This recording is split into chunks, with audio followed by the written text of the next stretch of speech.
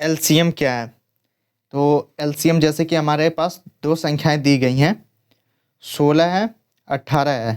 अब कहा जा रहा है कि इसका हमको निकालना है एलसीएम, यानी कि लघुत्तम समापवर्त्य। अब जो ये संख्याएं दी गई हैं 16 और 18, इसका लघुत्तम समापवर्त्य निकालने के लिए हम इसको डिवाइड करना शुरू करेंगे। डिवाइड करने के लिए हम सबसे पहले छोटी संख्या चुनेंगे। ये ऑब्वियसली ये 4 से भी डिवाइड हो जाएगा और ये 3 से भी डिवाइड हो जाएगा, बट उससे पहले ये 2 से भी डिवाइड होगा, तो हम पहले इसे 2 से ही डिवाइड करेंगे। 2 8 16, 2 9 18, फिर 2 से, 2 चौका 8 9, फिर 2 से, 2 दूनी 4 9, फिर 2 से, 2 एक कम 2 9।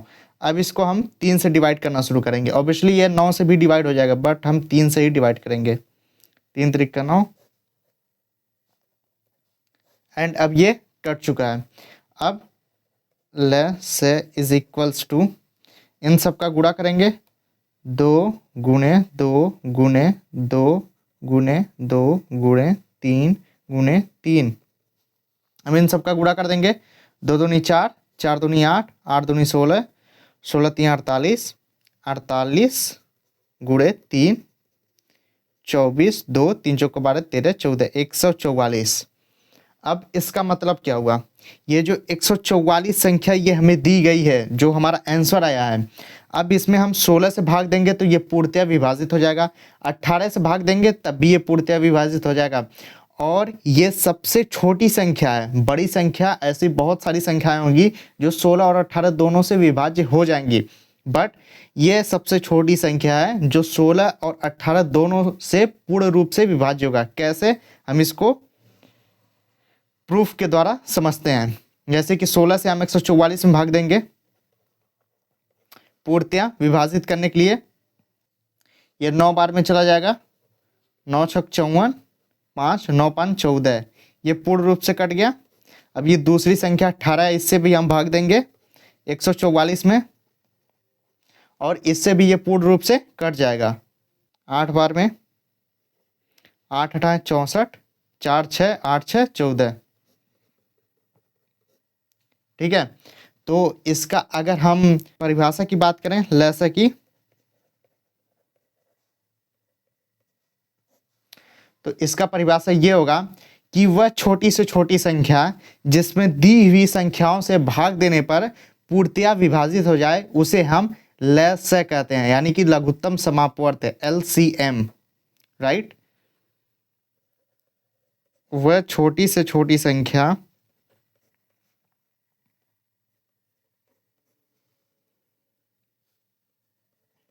वह छोटी से छोटी संख्या जो दी गई सभी संख्याओं से पूर्णतया विभाजित हो जाए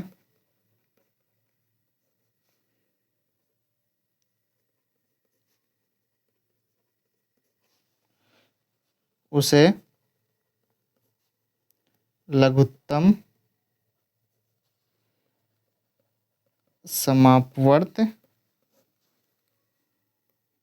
कहते हैं। ये आई होप आपको ये क्लियर हो चुका होगा कि एलसीएम क्या है। अब इसी की जगह हम दूसरा चीज़ देखते हैं, वो है एचसीएफ। जैसे कि हमारे पास दो संख्याएं दी गई हैं, ठीक है, इन्हीं दोनों को हम ले लेते हैं, 16 और 18 को ही, और इसका हम निकालते हैं एचसीएफ, यानी कि महत्तम समापवर्तक।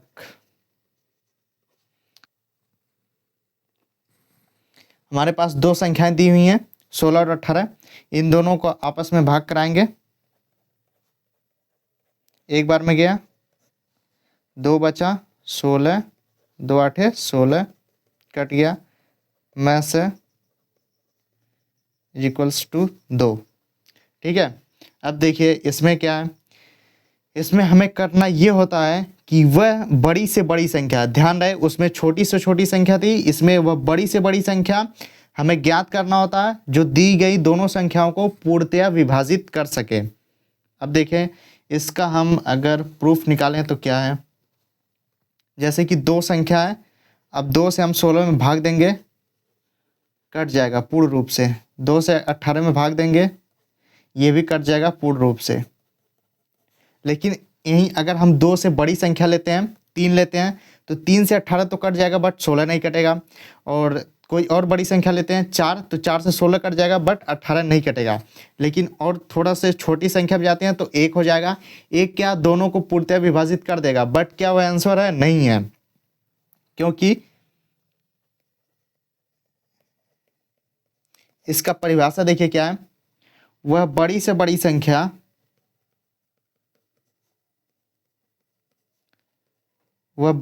संख्या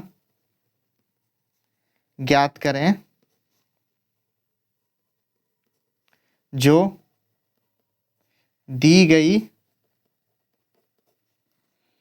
सभी संख्याओं को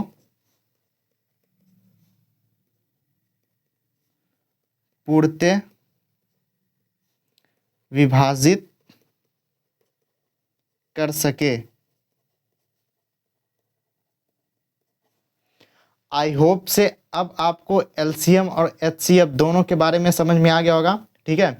और परिभाषा में दोनों का आपको फिर से अगर दिखा दूं तो कुछ इस तरह का है। अंतर सिर्फ इतना सा है कि इसमें छोटी से छोटी संख्या ज्ञात करनी होती है जो दी गई संख्याओं को पूर्णतः विभाजित कर सके, और इसमें बड़ी से बड़ी संख्या ज्ञात करनी होती है जो दी गई संख्याओं को पूर्णतः विभाजित कर सके। आपसे आपको एलसीएम और एचसीएफ दोनों के बारे में पूरी तरह से क्लियर हो चुका होगा। अगर वीडियो पसंद आया है तो वीडियो को एक लाइक कीजिए और चैनल को ज़रूर से सब्सक्राइब कीजिएगा। Thank you.